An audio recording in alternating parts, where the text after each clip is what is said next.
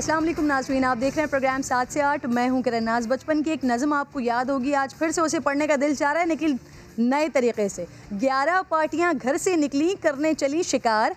एक पार्टी रह गई पीछे, बाकी रह गई 10।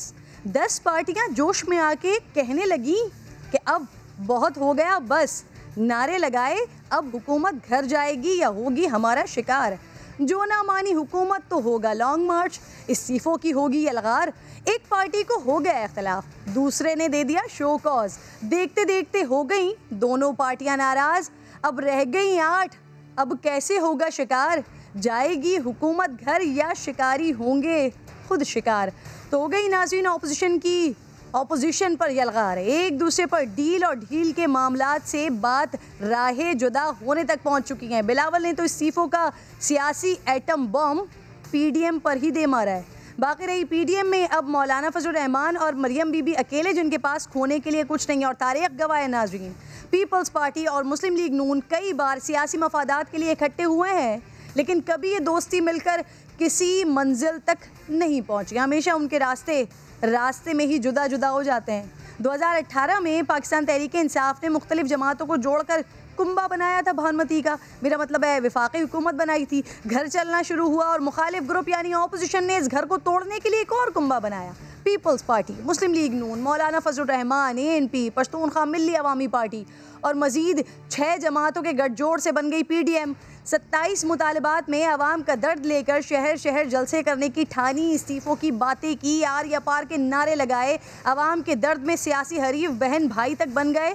लेकिन जब उन्हीं जलसों में आवाम के बजाय मुहिब्बे वतन पाक फ़ौज का नाम लेकर निशाना बनाया गया, तो आवाम पूछ रहे थे कि आप ऐसे पाकिस्तान की बेहतरी के लिए निकले हैं। जब इस्तीफ़ों की बातें करके आपने ज़िमनी इलेक्शन लड़ा, तो आपका वोटर और सपोर्टर आपसे सवाल कर रहा था कि ऐसे मेरा मसला हल होगा। आवाम के जवाब तो अब दूर, अपने साथियों को, उन्हीं को दूसरों के जवाबात देने के लिए तैयार होना पड़ेगा। आगाज़ करते हैं प्रोग्राम का। That the resignations from the national and provincial assemblies of Pakistan should be atom bomb, atom bomb, atom bomb. आखिरी हथियार होना चाहिए। The Central Executive Committee of the Pakistan People's Party has rejected the so-called show cause notice.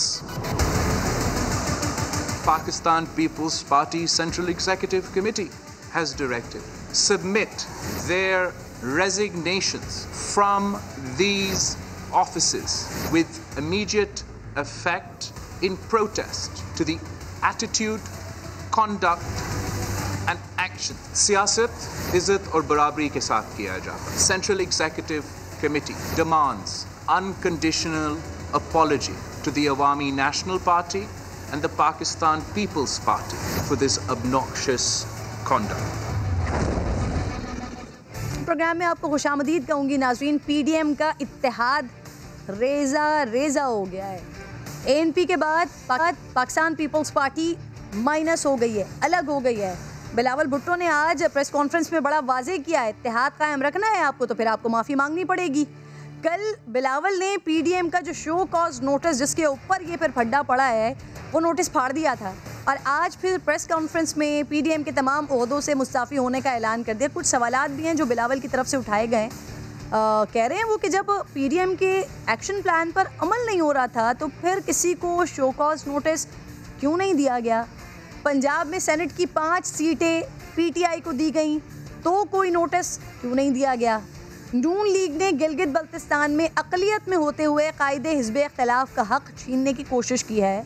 Opposition के ख़िलाफ़ opposition की सियासत की मजम्मत करते हैं। साथ ही वो ये भी वाज़ेह कर रहे हैं कि जिसने इस्तीफ़े देने हैं दे दे, हमें तो डिक्टेशन ना दें। इस्तीफ़ा एटम बम और आखिरी हथियार है। हमारा कल भी यही मौक़िफ़ था, आज भी यही मौक़िफ़ है और आइंदा भी यही रहेगा। तो पीडीएम से पाकिस्तान पीपल्स पार्टी तो बिल्कुल अलग हो गई है। अब हुकूमत का इसमें क्या मौक़िफ़ है, अली अज़द मलकी साहब मेरे साथ प्रोग्राम में मुझे ज्वाइन कर चुके हैं। डस्क इलेक्शन के हवाले से भी उनसे बात करें, लेकिन उससे पहले हुकूमत के मौक़िफ़ के लिए सर, हुकूमत का क्या मौक़िफ़ है। बड़ा इत्मीनान होगा, वैसे तो आप लोगों का इत्मीनान जब से ये झगड़ा शुरू हुआ है तब से ही हो रहा था, लेकिन आज तो मुकम्मल इत्मीनान हो गया होगा, पाकिस्तान पीपल्स पार्टी अलग हो गई है पीडीएम से।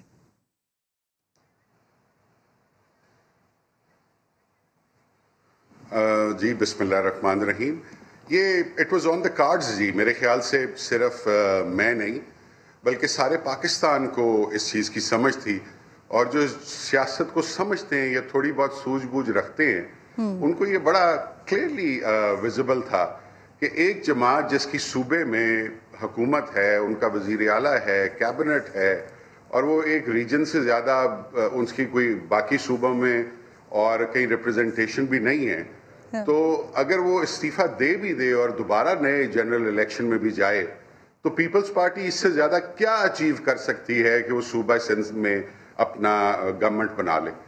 तो जब वो इससे ज़्यादा कुछ अचीव ही नहीं कर सकती तो it would have been a huge disaster ना जी कि वो अपने इस्तीफ़े दे दें। ना उन्होंने इस्तीफ़े पहले दिए हैं और ना ही वो कल किसी भी सूरत में देंगे, ये मैं आपको गारंटी के साथ कहता हूँ। अच्छा सर, इससे पहले भी जब पीडीएम के मामला चल रहे थे और पाकिस्तान पीपल्स पार्टी एकदम एक अलग शॉट खेलती थी, तो उस वक्त भी एक यही चेमुगैयाँ हो रही थी होती थी कि पाकिस्तान तहरीक इंसाफ की तरफ से या हुकूमत की तरफ से खेल रहे हैं। अब तो सर बहुत सारे लोग ये बात कर रहे हैं कि हुकूमत की साइड से ही पाकिस्तान पीपल्स पार्टी खेल रही है। आप लोगों की हो रही है वैसे कोई बात हुई है या आप लोग खुशाइन समझ रहे हैं इसको, या वाकई समझते हैं कि आप ही की साइड से खेल लिया है?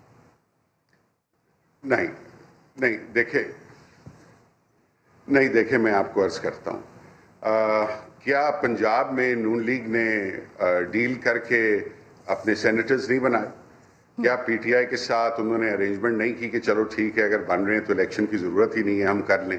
तो ये तो ज़ाती मफादात की जमातें हैं, अब इनको जहाँ जहाँ जमाती मफादात मिलेगा ये उधर उधर अपना ये सिर जोड़ के बैठ जाएंगे। इनके कोई नज़रियाती इशूज़ नहीं हैं। अभी हमारा जो इलेक्शन हुआ आपने देखा कि वहाँ पे भी ये 11-12 जमातें जो थीं इकट्ठी थीं और हम और काफ लीग अलहदा थे, और अल्हम्दुलिल्लाह वहाँ पे भी इनको मुंह की खानी पड़ी। सो ये जब तक ये नजरियाती सियासत नहीं करेंगे। बिल्कुल ठीक है सर, आप मेरे साथ ही मौजूद हैं। बिल्कुल मुझे आगे NS-75 पर ही बात करनी है। इस वक्त पाकिस्तान मुस्लिम लीग नून के सीनियर रहनुमा है राना सनाउल्लाह साहब मुझे ज्वाइन कर चुके हैं। सर खुशामदीद कहूँगी राना साहब आपको। सर बिलावल ने ना अपना एटम बम इस्तेमाल कर लिया है, इस्तीफा दे दिया, असेंबली से ना सही पीडीएम से ही सही। सर क्या कहेंगे?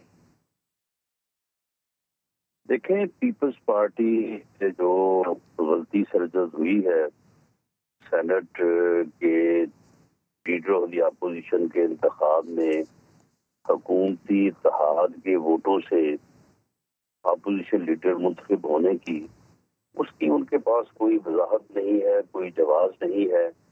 उसकी उन्होंने इस नाराजगी में और वो नोटिस के वादे में इसे जो है वो छुपाने की कोशिश की है। लेकिन ये एक ऐसी बात है कि ये पीपल्स पार्टी का पीछा नहीं छोड़ेगी और उन्हें बहरहाल इस बात का जवाब देना पड़ेगा कि उन्होंने ये बेअसूली क्यों की, क्योंकि ये कोई पार्लियामानी रवायत नहीं है, कोई जमहूरी रवायत नहीं है। लेंगे कैसे जवाब सर? पीडीएम का तो हिस्सा ही नहीं है राना साहब।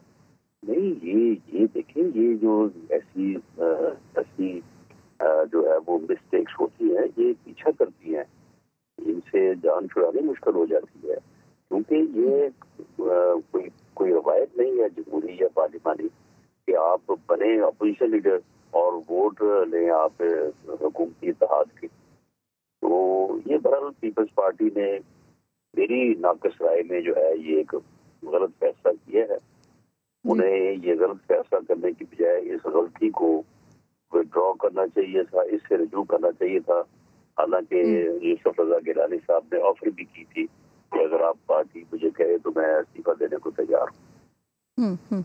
अच्छा राना साहब, आप कह रहे हैं उनको जवाब देना पड़ेगा, उनका पीछा करेगा ये सवाल मुसलसल, तो अब पीपल्स पार्टी वापसी का सर रास्ता बताकर गए हैं बिलावल साहब, कह रहे हैं माफ़ी मांगे तो काम बनेगा। मुमकिन है ऐसा सर पीडीएम क़यादत बिलावल से माफ़ी मांग ले? नहीं, ये जो उन्होंने एक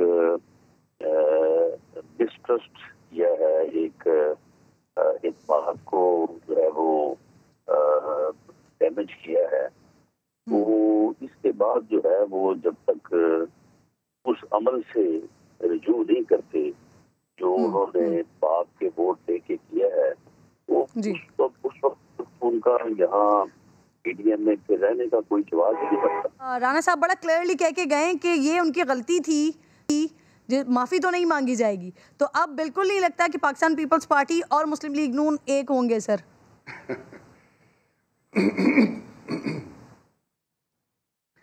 देखें जी, इन्होंने कभी भी एक नहीं होना था। ये राना साहब ने बात तो कह दी, मगर आपको याद होगा ख्वाजा आसिफ ने नेशनल असेंबली में खड़े होकर कहा था कि मियां साहेब, ये जो पैनमा का सवाल है ये दुनिया भूल जाएगी और आप कुछ ही दिनों में भूल जाएगी। तो वो आज तक देख लें कि उनके साथ क्या हुआ। तो मेरा नहीं ख्याल कि ऐसी बातें इनको करनी चाहिए।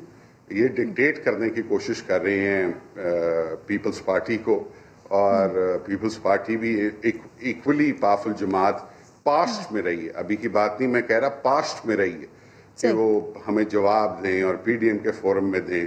तो बिलावल ने तो आज आके कहा कि पीडीएम बनाई ही मैंने है और ये मेरे से जवाब मांग रहे हैं। जी मेजबानी की है बिल्कुल पाकिस्तान पीपल्स पार्टी ने। सर आप साथ ही मौजूद रहिए। मैंने आपसे, क्योंकि अजद साहब कॉन्टेस्ट किया है सर आपने, मैंने आपसे NA 75 के हवाले से बात करनी, दिखाइए जरा, फिर अजद साहब साथ ही मौजूद हैं, उनसे बात करते हैं। एक तरफ पूरी रियासत की ताकत, पूरा प्राइम मिनिस्टर ऑफिस की ताकत, फिर भी जिसको कहते थे उसकी सियासत खत्म हो गई है, उसने लंदन में बैठकर पूरी रियासती ताकत को, मशीनरी को, धांधली को अल्लाह ताला के फजलो करम से हरा दिया। आरओ साहब को भी मुबारकबाद पेश करना चाहूँगी। उनकी अनथक मेहनत, जद्दोजहद और जो उनका जज्बा था कि हर हाल में नून लीग को कामयाब करार देना है और उसको इलेक्शन जितवाना है, आखिर वो PTI की जो जीती हुई सीट थी उसे शिकस्त में बदलने में कामयाब हुए। खसूसी मुबारकबाद जो है वो इलेक्शन कमीशन ऑफ पाकिस्तान को देना चाहता हूँ। जितना जोर लगा के आपने ये इलेक्शन मैनेज किया, 19 को हमारा जीता हुआ इलेक्शन छीना, नौशीन को मुबारकबाद देना चाहता हूँ, मेरी मुबारक हो। मलिक साहब बहुत शुक्रिया, आपने मुझे मुबारकबाद भी दी। दूसरा ये कि मैं भी मिठाई लेके आपके घर आऊँगी। अली असद साहब, ये जो सारी बातें आप कर रहे हैं या हुकूमत कर रही है, इन तमाम बातों से पहले ना मैं आपसे ये पूछना चाह रही हूँ नौशीन साहबा ने ऐलान किया था कि वो मिठाई लेकर आएंगी आपके घर पे। आई थी सर मिठाई खिलाने? अभी नहीं, अभी तक तो नहीं आई जी वो। मैंने तो उनको ऑफर की थी चाय पिलाने की सुप्रीम कोर्ट में भी, मगर अभी तक तो वो नहीं आई। ठीक है। अच्छा सर, आपका दावा है कि 29 फरवरी को आप जीते और आप ही मान रहे हैं कि 10 अप्रैल को मुस्लिम लीग नून जीती है। 20 दिन हुए हैं सर टोटल। इसमें ऐसा क्या हो गया कि आवाम का एतबार उठ गया आपसे?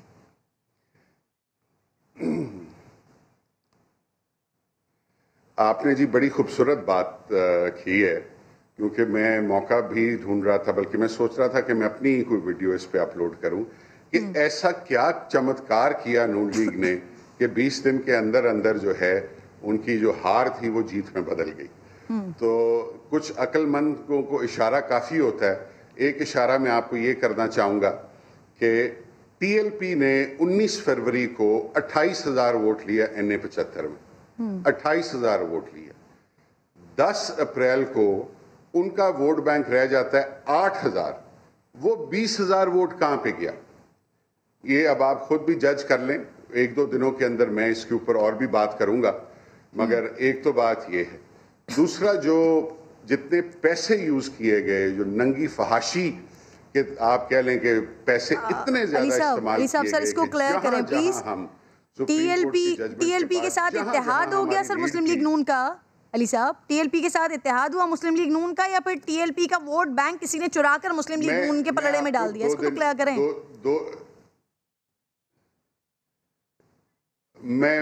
मैं आपको 2 दिन तक आपके ही किसी प्रोग्राम में समा पे ही आके ये मैं आपको बता दूंगा। अभी मैं फैक्ट सारे इकट्ठे कर रहा हूं, मगर मैंने जैसे पहले कहा कि अक्लमंद को इशारा काफी होता है। सर वो फिर आप सबूत के साथ बात करेंगे, शक क्या है आपको वो तो बता दें। रह गया 20 दिन में, टोटल वोट उनका है, और 20,000 वोट कहां गया मैं आपको बताऊंगा। गिव मी सम टाइम, मैं फैक्ट्स के साथ बात करूंगा। सर शक किस पर है आपको?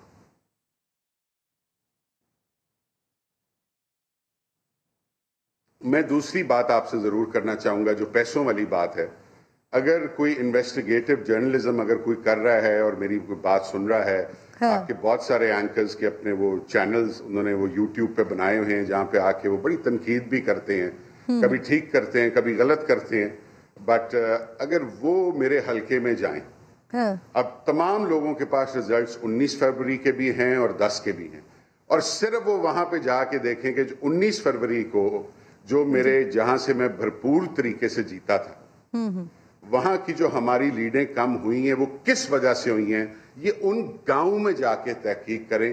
दूध का दूध, पानी का पानी हो जाए। अच्छा ठीक है सर, आप तो ये सबूत इकट्ठे करें, लेकिन अब फिरदौस साहिबा, राना सनाउल्लाह साहब की या मरियम नवाज की बात पे इत्तेहाद करें। सर फिरदौस साहिबा बता रही हैं आरओ ने नून लीग को जितवाया, फवाद चौधरी साहब वो कुछ और बात कर रहे हैं, जरा फवाद चौधरी साहब की बात सुनिएगा। आप अगर नाकाम हो, पाकिस्तान में जमहूरियत को एक बहुत बड़ा धचका लगेगा। हमें बहरहाल अपने अंदर झांकने की भी ज़रूरत है और अपनी गलतियां जो हैं उनको इदराक करके उसको बेहतर करने की ज़रूरत है। अब सर आप जो शक कर रहे हैं उससे तो कहानी है फवाद चौधरी साहब की बात से बिल्कुल पलट जाती है। वो अंदरूनी इख्तलाफात की तरफ इशारा कर रहे हैं। आखिर शिकस्त किस वजह से हुई है, क्या समझते हैं आप? फवाद बिल्कुल ठीक नहीं, फवाद जो बात कर रहे हैं वो किसी और कॉन्टेक्स्ट में कर रहे हैं, क्योंकि मैंने बहुत सारी चीज़ें अपनी पार्टी लीडरशिप से बात की एंड हम एक्सपेक्ट कर रहे थे कि उनके ऊपर इम्प्लीमेंटेशन जो है वो होगा, मगर उस तरह नहीं हुआ। फवाद मेरे दोस्त भी हैं और उनको मैं अपडेट भी करता रहा हूँ इस इलेक्शन का, भी गो लॉन्ग वे बैक। तो मगर ऐसी वो कोई बात नहीं थी कि हमारी कोई अंदरूनी ऐसा कोई मामला था, वो हर जमात में होता है, मगर इतना कोई नहीं था। हम इस इलेक्शन में यूनाइटेड थे। 2018 में भी हमारे जितने हमने ये सीट जीत जानी थी, अगर हम यूनाइटेड होते, पीटीआई यूनाइटेड होती, हमारी टिकटों के मामलात की वजह से एक आज़ाद पैनल बन गया, उन्होंने अलहदा 50-60 हज़ार वोट ले लिया, और वो नीचे एमपीएस भी थे 4-5, ऊपर एमएनए के भी थे, और अगर हम कंबाइंड होते तो 2018 में भी जीतते। अब 2019 ये अब सर इस शिकस्त का नोटिस लिया वजीर आजम साहब ने, और अली साहब वजीर आजम साहब ने नोटिस ले लिया इस बात का, रिपोर्ट तलब कर ली, तो यकीनन उनको भी तो आप जवाब देंगे ना सर। क्या वजह बताएंगे उनको, क्या ये टीएलपी वाला क्या फैक्टर है सर कि वो मुस्लिम लीग नून की जीत की वजह बना? सर वजीर आजम ने तो हमें बड़ा शाबाश, मैं आपको एक बड़े मजे की बात बताता हूँ। अली असजद मल्ली को हरा दिया गया, ठीक है, मुझे हरा दिया गया, मगर मेरा कप्तान जीत गया, मेरी पार्टी जीत गई, प्राइम मिनिस्टर जीत गया। हमारे 61,000 वोट से अब 94,000 वोट्स हैं पीटीआई के, तो हम तो जीते ना जी, मेरी पार्टी तो जीती ना, मेरे कप्तान का नजरिया तो जीता ना। ये इन्फ्लेशन के बावजूद, इन सारे पीडीएम 12 जमातों के बावजूद हमने कितना 36,000 वोट 35,000 वोट बढ़ाया। तब अलग-अलग थे ये, अब 12 इकट्ठे थे, उसके 50% गेन किया आपने 2018 के मुकाबले में, बिल्कुल सही है सब, बड़ा है वोट बैंक आपका। लेकिन सर मुस्लिम लीग नून पर इल्जाम लगाया जा रहा है कि उन्होंने हल्के में 12 करोड़ रुपए तकसीम किए। सर किसको दिए 12 करोड़?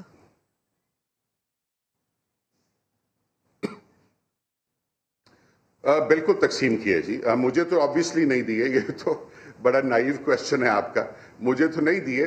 वहाँ पे जाके देखें, हमारे यहाँ गुर्बत बहुत है अभी भी, तो ये मैं इसको बड़ी बेशर्मी समझता हूँ कि किसी के ज़मीर को आप खरीदें, बट इन्होंने किया, इन्होंने ये बात हरकत की है, बिल्कुल की है, ये दुरुस्त है। सर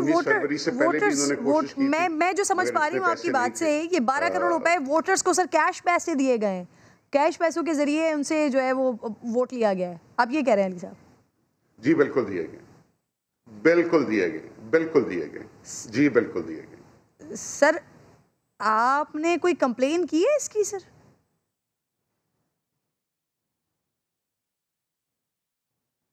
अली साहब कंप्लेन की है इस बात की? डिस्कनेक्ट हो गया।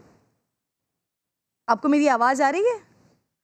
बड़ी बात कर रहे हैं अली साहब, अब आई डोंट नो अपना वो नज़रिया बता रहे हैं, तज्जिया बता रहे हैं, या फिर वाकई उनके पास इस बात के कॉन्क्रीट सबूत हैं कि वहाँ पर 12 करोड़ रुपए जो हैं वो वोटर्स में तकसीम किए गए हैं कैश की सूरत में, और उसके बाद वोट लिया गया मुस्लिम लीग नून की तरफ से। एनीवे जी बहुत बहुत शुक्रिया, आप साथ मौजूद थे सर। एक छोटा सा ब्रेक ले रही हूँ नाज़रीन, ब्रेक के बाद वापस आती हूँ।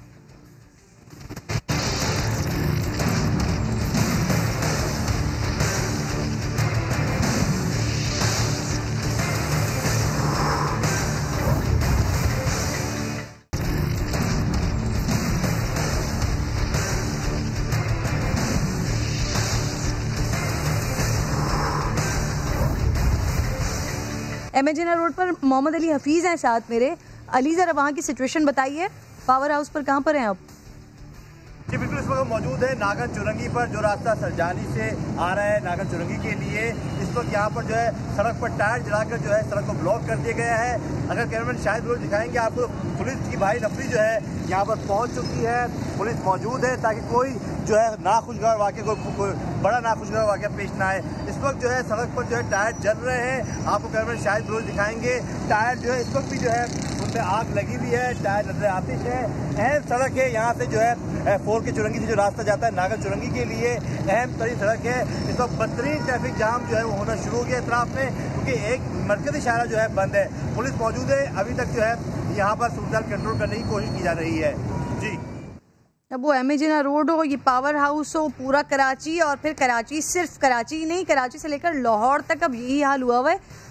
रियाज अहमद मुझे ज्वाइन कर चुके हैं लाहौर से। रियाज, ज़रा बताइएगा लाहौर में भी इसी तरह की सिचुएशन है? वहाँ कितने घंटे हो गए ट्रैफिक जैम, और आपको लाहौर में कोई ऐसी कोशिशें दिखाई दे रही हैं कि जो मुजाहिरीन हैं उनको पुरअमन तरीके से मुंतशिर किया जाए, ट्रैफिक को एटलीस्ट खोला जाए, लोग घरों को पहुँचे? जी, तकरीबन दोपहर 2 बजे के करीब जो है वो मुल्तान रोड पर एहतजाज शुरू हुआ था, और उसके बाद वहाँ पहले मुल्तान रोड पर ट्रैफिक जाम रही, मुल्तान रोड के साथ बंद रोड ट्रैफिक जाम रही। उसके बाद जूं पुलिस जो है वो आगे बढ़ी है, पुलिस ने उनको मुंतशिर करने की कोशिश की, पुलिस ने आंसू गैस इस्तेमाल किया, पुलिस पर पथराव भी किया गया, पुलिस ने भी जवाबी पथराव किया।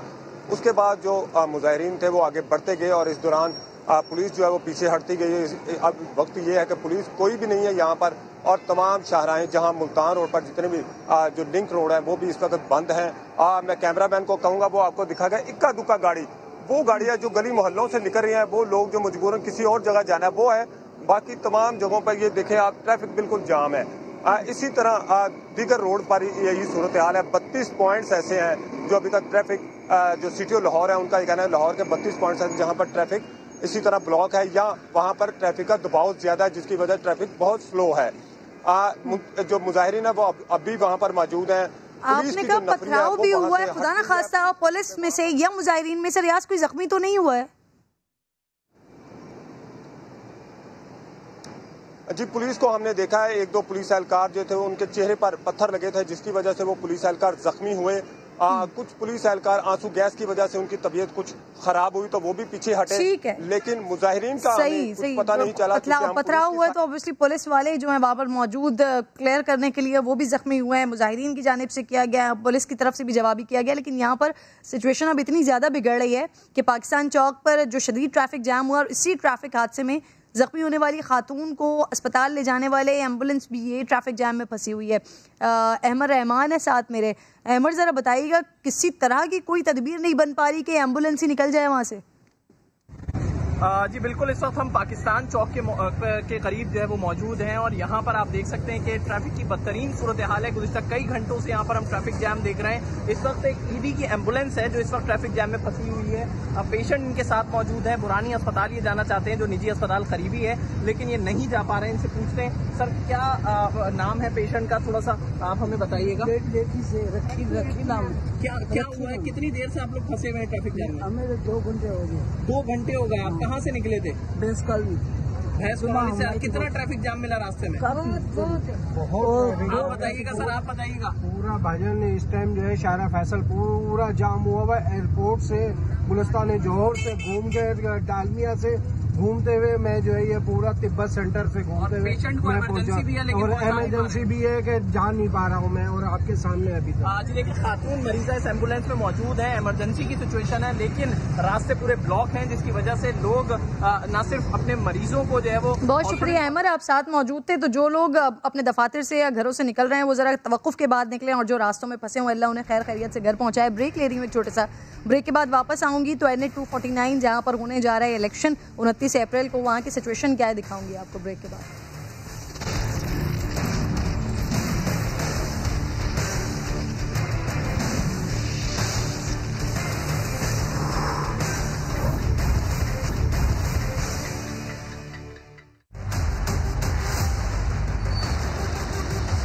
मैं मौजूद हूँ NA 249 बल्दिया टाउन में। मैं आपको लेकर आई हूँ इस इलाके में ये जानने के लिए यहाँ के लोगों से कि यहाँ पर MKM भी रही, यहाँ पर पाकिस्तान तहरीक इंसाफ भी रही, यहाँ पर मेयर कराची ने भी काम करवाए। पाकिस्तान पीपल्स पार्टी की हुकूमत है सिंध में, बल्दिया वालों के क्या मसाइल हैं और अब बल्दिया वाले किसकी तरफ देख रहे हैं, किसको समझते हैं कि वो इस बार उनके मसले को हल करेगा। आइए लोगों के पास चलते हैं, उनसे बात करते हैं।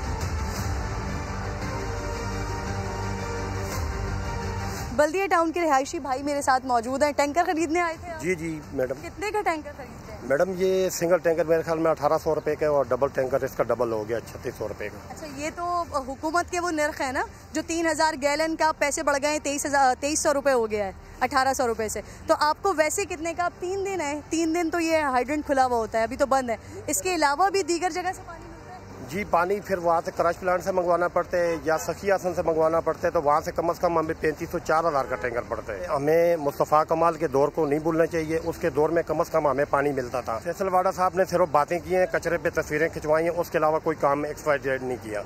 और उनके नीचे जो मलिक शदाद अवान थे उन्होंने भी कोई काम नहीं किया। जो पैसे थे उन्होंने खाम खा के रोडों पर खर्च कर दिए, रोडों को भी जो उन्होंने उल्टा बनाने के बजाय ख़राब कर दिए।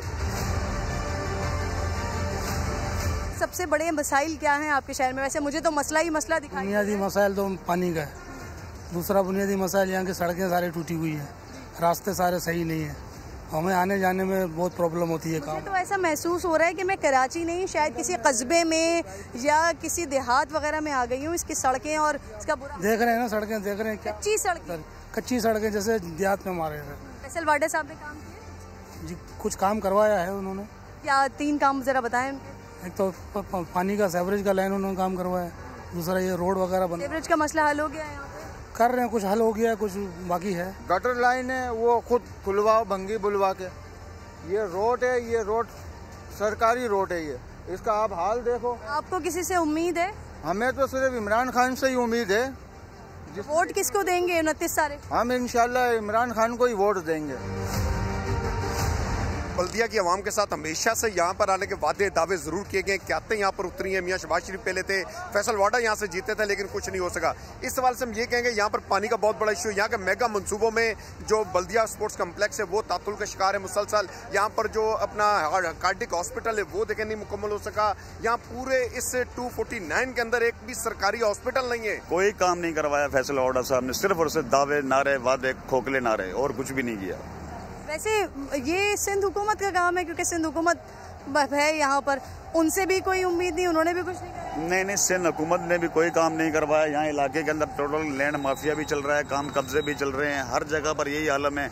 लाकानूनियत का राज है यहाँ पर बल्दिया टाउन में, कोई सुनने वाला नहीं है। हुक्मरानों का कोई पता नहीं लगता है। इससे पहले तो इससे अच्छी तो नवाज शरीफ की हुकूमत थी, सुकून से रोटी तो खा रहे थे। जिस दिन की इसकी हुकूमत आई है रात की रोटी खाते हैं और सो जाते हैं।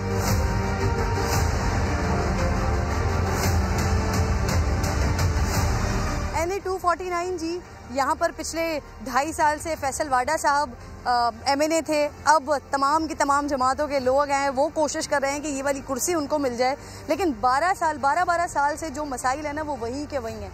अब जो मैं दिखाने जा रही हूँ ना, ये वाकई ये दर्द महसूस करने वालों के लिए ना बहुत हार्ट रेंचिंग किस्म का मामला है। यहाँ पर आपको दिखाई देगा, ये हॉस्पिटल है, वाहिद सरकारी अस्पताल है ये बल्दिया टाउन का, जिसकी आप हालत देखिए। ये एक ढांचा बनकर खड़ा हुआ है, लेकिन आज तक ऑपरेटिंग प्रोसेस पर आ ही नहीं पाया। ये अंदर ज़रा आपको मैं दिखाती हूँ क्या मामलात हैं। अब महसूस करने की कोशिश कीजिएगा नाजरीन कि बल्दिया टाउन के जो रिहायशी हैं, अगर उनको सर में दर्द है या अगर उनके दिल में दर्द है, किसी भी चीज़ के लिए उनको जाना है सरकारी अस्पताल में, जिना हॉस्पिटल, और यहाँ से अमूमन अगर ट्रैफिक आपको नहीं मिलता है तब भी सिंपल रास्ता जो है वो 35 से 40 मिनट का है, लेकिन ये माड़ीपुर रोड को क्रॉस करते हुए तकरीबन 1.5 से 2 घंटा लग जाता है लोगों को जिना हॉस्पिटल में पहुँचते। और बहुत सारे मामलात में शायद लोग अल्लाह को प्यारे भी हो जाते होंगे, कोई हार्ट का पेशेंट है या कोई और। बहरहाल ये अस्पताल देखिए, जिसको देख के लगता है कि शायद ये सोच कर बनाया होगा कि यहाँ के लोगों को इससे बड़ा फ़ायदा होगा, लेकिन इस वक्त ये मुझे एक कुछ भूत बंगले का सा एहसास हो रहा है जब मेरी आवाज़ यहाँ पर गूंज रही है। ये किसकी है भाई? ये तो वो नहीं है बाहर जो खड़े हुए हैं फ्रूट वाले, उनकी। ये किसकी इजाज़त से अस्पताल के अंदर? ये बस ये चौकीदार रखता है, बस 100 ले लेता है, 100 रुपये लेके चौकीदार रख लेता है। तो यही चीज़ें होती हैं भाई। कहीं कहीं आपको दिखाई दिए हैं कराची के अंदर ही ऐसे अस्पताल जहाँ गधे बांध देते हैं, कहीं आपको दिखाई दिए हैं कराची के ऐसे स्कूल्स जो बाड़े बने हुए होते हैं।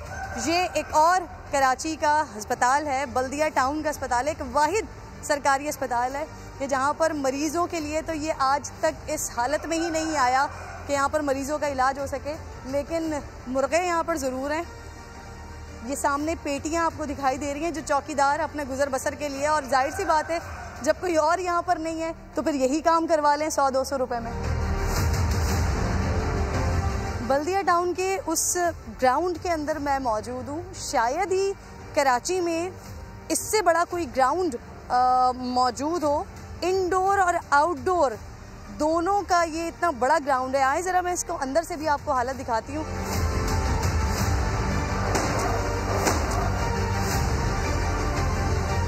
ये वो हिस्सा है जहाँ पर मुझे बताया गया है कि नादिर बॉक्सर हैं, उन्होंने अपनी मदद आपके तहत इस हिस्से को बनाया है, इस हिस्से को रेनोवेट किया है। यहाँ पर बच्चे जो बॉक्सिंग के शौकीन हैं, वो बच्चे यहाँ पर स्टूडेंट्स हैं, लड़के हैं, वो मौजूद हैं और खेल रहे हैं। उनसे बात भी करूँगी। लेकिन यहाँ पर बॉक्सिंग के लिए मौजूद है, टेनिस कोर्ट मौजूद है, स्विमिंग का एरिया मौजूद है। बल्दिया वालों को शिकवा है कि इतना बड़ा ग्राउंड दिया हुआ है लेकिन इस ग्राउंड में करने के लिए कुछ भी नहीं है, बर्बाद हो रहा है।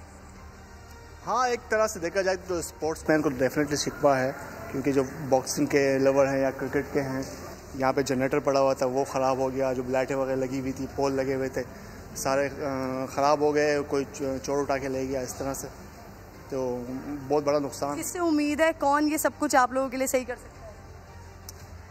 उम्मीद बस एक अल्लाह से रखनी चाहिए और कोशिश करते हैं हम लोग एज ए स्पोर्ट्समैन अपनी जेब से। ये देखें जो इतना खर्चा वगैरह हुआ है ये नादिर भाई ने खुद किया है। और हुक्मरानों से, सियासतदानों से, किसी से कोई उम्मीद नहीं है, किसी जमात से कोई उम्मीद नहीं है। बस रिक्वेस्ट ही कर सकते हैं जो हमारे वज़ीर-ए-आज़म इमरान खान साहब हैं कि तवज्जो दें स्पोर्ट्स, क्योंकि वो खुद एक स्पोर्ट्समैन है, तो स्पोर्ट्स का ये ग्राउंड। फैसल वाडा साहब रहे 2.5 साल, उन्होंने यहाँ पर इस हल्के के वो MNA रहे, उन्होंने कभी विज़िट नहीं किया? उन्होंने यहाँ पे शायद कभी विज़िट नहीं किया।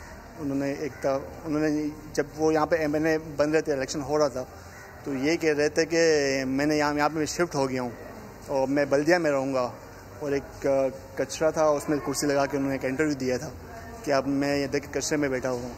लेकिन जब वो इलेक्शन हुआ तो उसके बाद से मैं मुश्किल 2 या 3 दफ़ा आया हूँ यहाँ पर। कराची का ये सबसे बड़ा स्पोर्ट्स कॉम्प्लेक्स बनना था और जिसकी बुनियादें, जिसका स्ट्रक्चर देखकर मुझे वाकई ऐसा महसूस भी हो रहा है, लेकिन कितनी तबाहाली और बदहाली का शिकार है। बहुत अफसोस हो रहा है कि कराची के नौजवानों के लिए क्या कुछ यहाँ पर डिज़ाइन किया गया था, लेकिन आज तक उनको इसकी असल हालत में मिल नहीं पाया, वो फैसिलिटीज़ उनको नहीं मिल पाई। सबसे पहले तो ये देखिए, ये आपको स्कॉश का ये पॉकेट दिखाई दे रहा है। मैं इसलिए ऊपर लेकर आई हूँ कि यहाँ से ना एंगल बड़ा खूबसूरत और सारी चीज़ें दिखाई दे रही हैं। फिर उसके बाद ये यहाँ पर आइए ज़रा, ये वाला मंज़र आपको दिखाती हूँ। Football ground, cricket ground, hockey ground, ये मेरे सामने मुझे बिल्कुल दिखाई दे रहे हैं। सिंध की हुक्मरान जमात है, उसके तो सपोर्टर्स मुझे यहाँ पर दिखाई नहीं दिए, लेकिन मुस्लिम लीग नून के, पाकिस्तान तहरीक इंसाफ के सपोर्टर्स ज़रूर मुझे दिखाई दिए हैं। और ये बात तय है कि पाकिस्तान तहरीक इंसाफ की हुकूमत या पाकिस्तान तहरीक इंसाफ के लोग यहाँ पर आ जाएं, या मुस्लिम लीग नून के या दीगर आज़ाद उम्मीदवार या दीगर जमातों के, लेकिन जो काम सिंध हुकूमत यानी पाकिस्तान पीपल्स पार्टी कर सकती है वो ऑब्वियसली कोई और नहीं कर सकता, क्योंकि यहाँ पर मौजूदा हुकूमत जो है वो पाकिस्तान पीपल्स पार्टी की है। एनीवे जी, इंतज़ार करते हैं कि 29 अप्रैल को नतीजा क्या आता है, यहाँ के लोग किसके हक़ में फ़ैसला सुनाते हैं, और इस उम्मीद के साथ इंतज़ार करते हैं कि अब जिसके हक़ में भी यहाँ के लोग फ़ैसला सुनाएं, जिससे भी उम्मीद लगाएं, वो यहाँ के लोगों के मसलों को ज़रूर हल करवाएं। इंशाअल्लाह नाज़रीन, मुलाकात होगी आपसे कल। अपना ख्याल रखिए। अल्लाह निगहबान।